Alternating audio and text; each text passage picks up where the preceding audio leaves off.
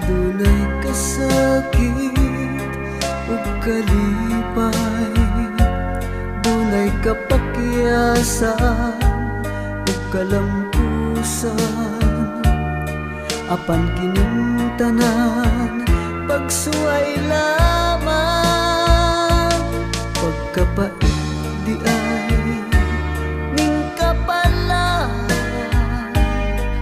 Kanunay maghilag kining dughan, way kasumbungan sa mga kasakit.